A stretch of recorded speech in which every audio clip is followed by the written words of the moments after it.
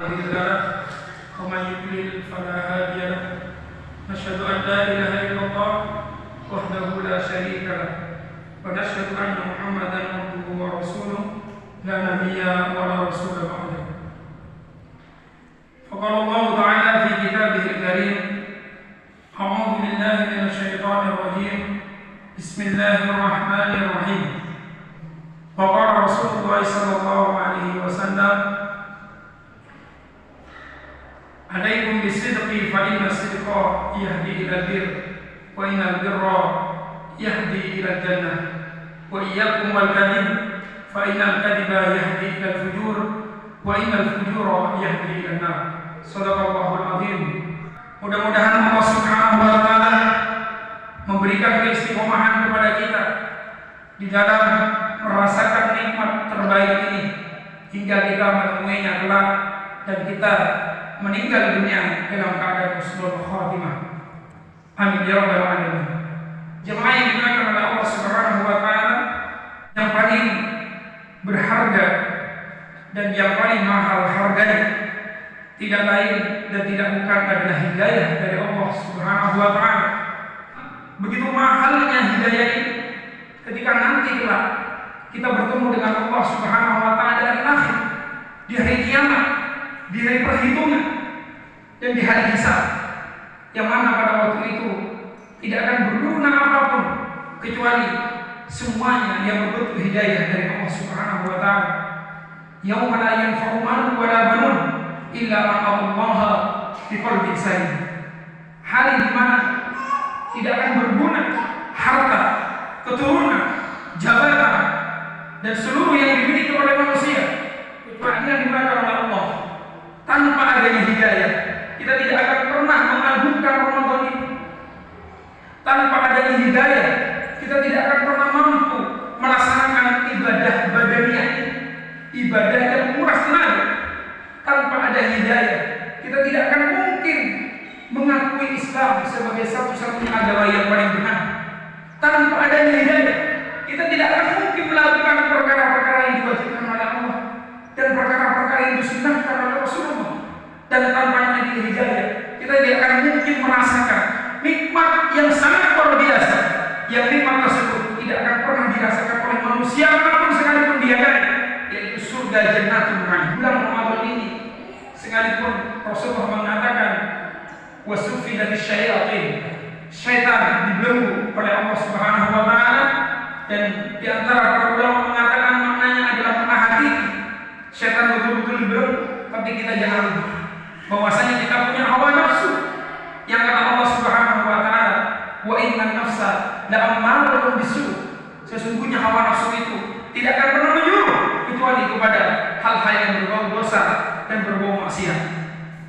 Oleh karenanya, hadirin digunakan oleh Allah Subhanahu wa taala, kalau kita mempunyai sesuatu yang mesti kita jaga, maka yang paling harus kita jaga yaitu hidayah Allah Subhanahu wa taala.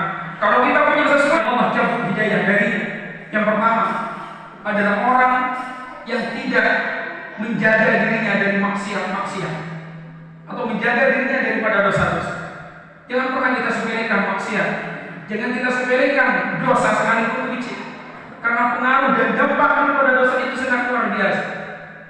Para ulama telah memberikan dan menjelaskan tentang beberapa pengaruh daripada dosa. Sekalipun banyak pengaruhnya, tetapi di antaranya adalah menjadikan kesenjangan antara dia dengan Allah. Kata Allah Subhanahu wa taala, "Wa man yakshu an dzikrir rahman nuqayyid lahu syaitanan." Orang-orang yang mereka sering berpaling dari Allah Subhanahu wa taala, Allah akan berikan kepadanya teman, yang teman itu dari syaitan. Yang teman itu akan menjadikan dia jauh dari Allah Subhanahu wa taala. Wa man a'rada an dzikri fa inna lahu ma'isyatan dhanka.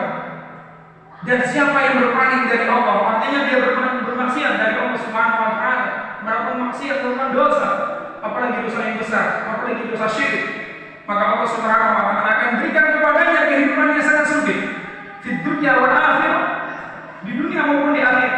Maka orang yang selalu bergelimang dengan dosa, jarang istighfari dosanya, jarang mengobati dosanya, bahkan dia menganggap dosa-dosa yang selama ini dilakukan hal-hal yang dia tidak anggap sebagai dosa, karena terlalu seringnya dia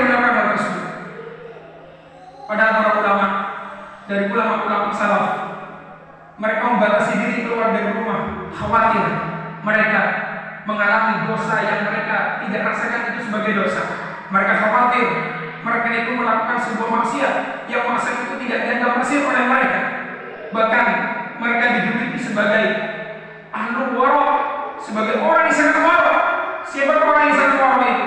Adalah orang yang meninggalkan sesuatu yang sebenarnya tidak dosa, yang sebenarnya mubah, tapi mereka tinggalkan karena takut itu perkara yang haram, karena takut itu perkara yang syubhat, karena takut itu perkara yang makruh.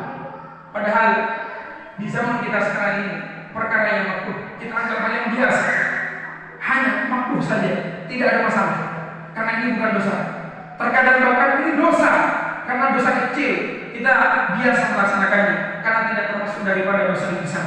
Waliyadzubillah. Padahal hal ini menjadikan hidayah yang ada di dalam diri kita hilang sedikit demi sedikit.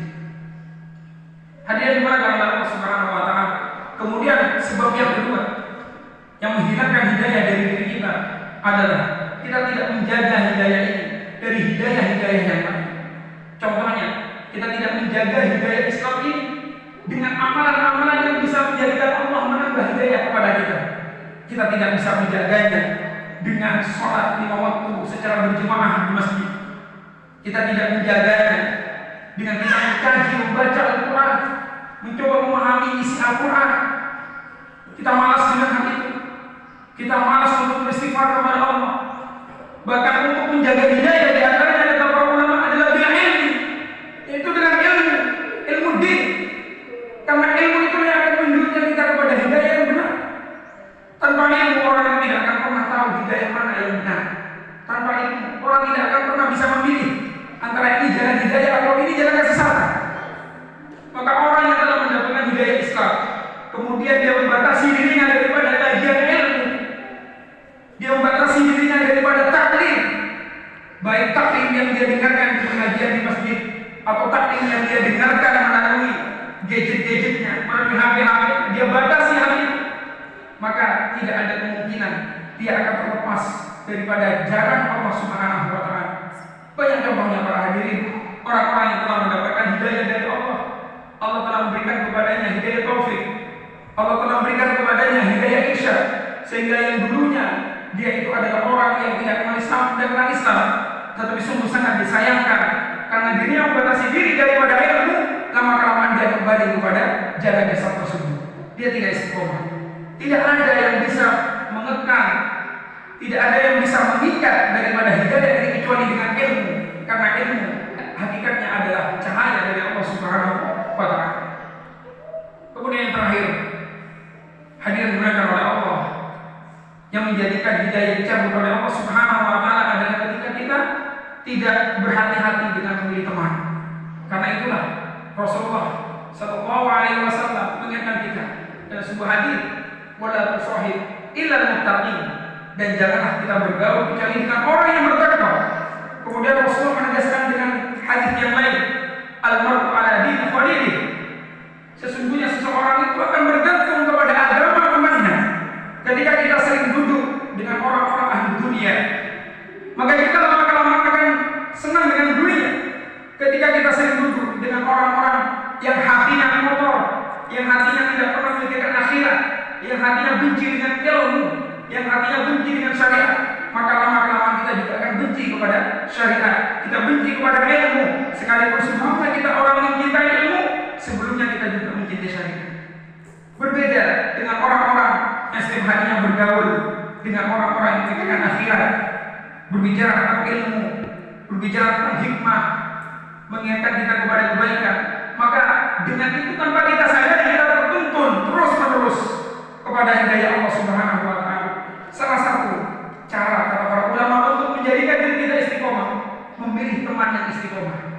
Dan salah satu cara syaitan untuk menasirkan kita daripada istiqomah, syaitan akan mengenalkan kita dengan orang-orang yang tidak istiqomah. Hadirin yang dimuliakan oleh Allah Subhanahu wa taala, diri kita. Mudah-mudahan Allah Subhanahu wa taala terus memberikan kepada kita keistiqomahan, hidayah hingga kita nanti menemui Allah Subhanahu wa taala. Aqulu qawli hadza wa astaghfirullah li wa lakum wa nafa'ani wa iyyakum min al-ayati wa dzikril hakim. wastaghfirullah innahu huwal ghafurur